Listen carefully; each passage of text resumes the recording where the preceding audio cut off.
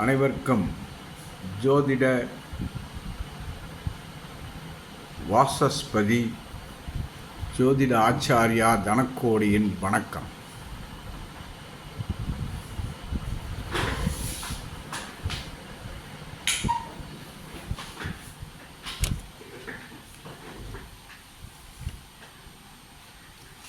இப்போது நாம் திருமணத்திற்கு பிறகு கணவன் மனைவிக்குள் பிரச்சனை வருகிறது. ஒரு சிலருக்கு விவாகரத்து நடக்கிறது, ஒரு சிலருக்கு பிரச்சனையுடனே வாழ்ந்து கொண்டிருப்பார்கள். ஏன் இந்த நிலை? அவர்களுக்குள் சண்டை என்று சொல்லிவிடக்கூடாது. ஜாதகத்தில் உள்ள கொடுப்பினை என்ன உள்ளதோ அதுதான் வாழ்க்கையில் நடக்கும். இதில் எனக்கு 100% நம்பிக்கை உண்டு.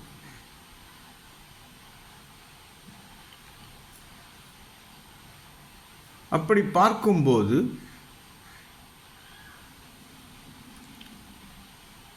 பொருத்தம் பார்க்க ஜாதகம் வந்தால் நட்சத்திர பொருத்தத்தை மட்டும் பார்த்துவிட்டு நாம் ஓகே சொன்னால், அங்கு கட்டத்தில் பொருத்தங்கள் வரவில்லை என்றால் இந்த கணவன் மனைவிக்குள் பிரச்சனை வரும் வாய்ப்புண்டு. ஆகவே கட்டத்தையும் பார்க்க வேண்டும். இப்போது நட்சத்திர பொருத்தம் தேவையில்லையா என்றால் அதுவும் தேவைதான். இரண்டையும் பார்க்க வேண்டும்.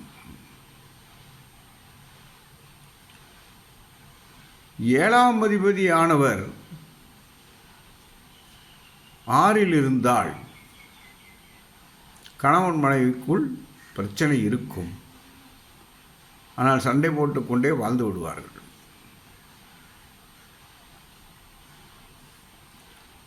அதேபோல 7ஆம் அதிபதி லக்னத்தில் இருந்து லக்னாதிபதி 12ஆம் இடத்தில் இருந்தாலும் இவர்களும் சண்டை இருந்தால் சண்டை போட்டுக்கொண்டே வாழ்ந்து விடுவார்கள். ஆனால் இந்த அமைப்பு என்பது மிகுந்த பாசத்துக்குரிய அமைப்பு.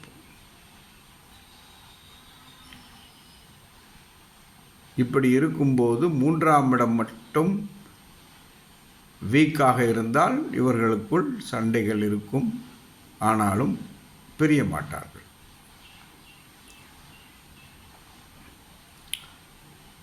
இந்த 7ஆம் அதிபதியானவர் பாதகஸ்தானத்தில் அமர்ந்திருந்தால்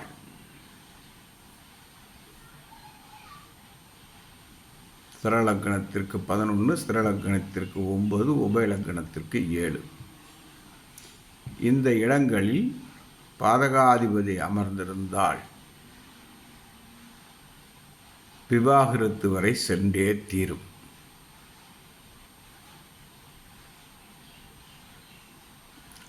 அதேபோல உடைபட்ட நட்சத்திரங்களான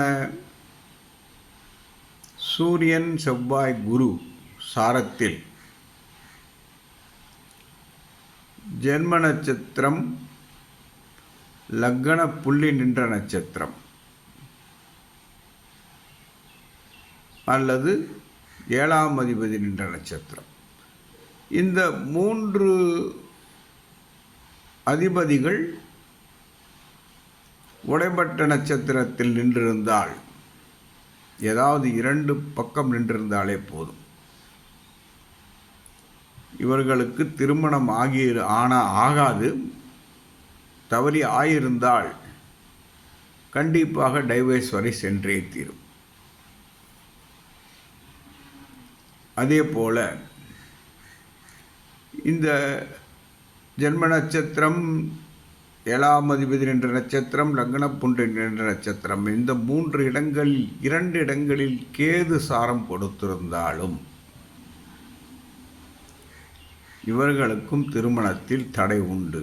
மீறி திருமணம் ஆகியிருந்தால் இவர்களும் டைவர்ஸ் வரை செல்வார்கள். பிரிவினை வந்தே தீரும். நாம் ஒரு சிலருக்கு பார்க்கிறோம், திருமணத்திற்கு பிறகு ஒரு குழந்தை பிறந்த பிறகு திருமணத்தை டைவர்ஸ் பெற்றுக்கொண்டு வேறு திருமணம் செய்து கொள்கிறார்கள். அது ஏன்?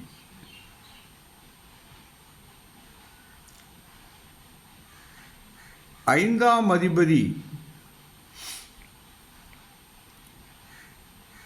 7லிருந்து 7ஆம் அதிபதி 12ல் இருந்தால்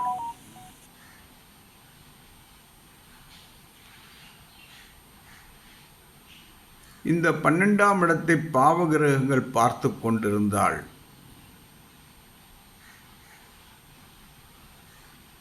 இவர்களுக்குள்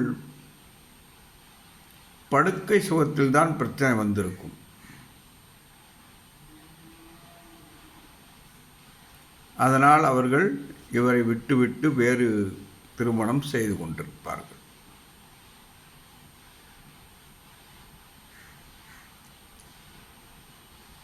திருமணத்திற்கு பிறகு ஆண்கள் 2ஆம் திருமணம் செய்யக்கூடிய அமைப்பு என்று பார்த்தால் 7ஆம் அதிபதி 11ல் இருப்பார். அப்போது இவருக்கும் பிரிவினை வந்து 2வது திருமணம் உண்டு.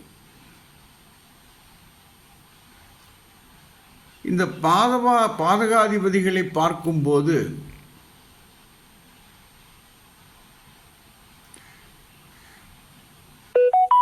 உபய லக்னங்களுக்கு 7ஆம் அதிபதியே பாதகாதிபதி. அவரே களத்திரஸ்தான அதிபதியும் ஆவார். மனைவியே பாதகம் செய்யும் அமைப்பு. ஆனாலும் இது குரு வீடு என்பதால் சமாளித்துக் கொள்வார்கள். புதனும் அறிவு மிக்கவர் என்பதால் சமாளித்துக் கொள்வார்கள். இங்கு பிரிவினை என்பது வருவது குறைவுதான். மற்ற சரலக்கணங்களும் சிரலக்கணங்களும் பாதகாதிபதி ஸ்தானம் பாதிக்கப்படவே செய்யும். அங்கு டைவர்ஸ் வந்தே தீரும்.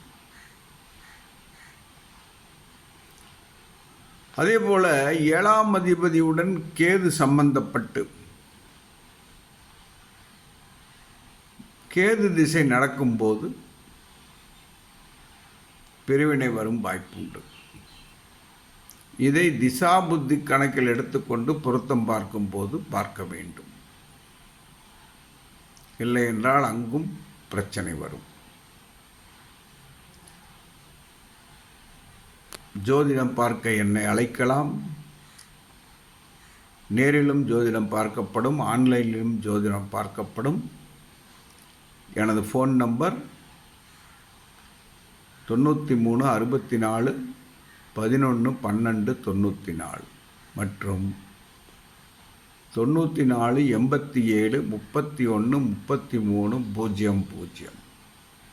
அதாவது 9364111294 மற்றும் 9487313300. நன்றி, வணக்கம், வாழ்க வளமுடன். மீண்டும் அடுத்த பதிவில் சந்திப்போம்.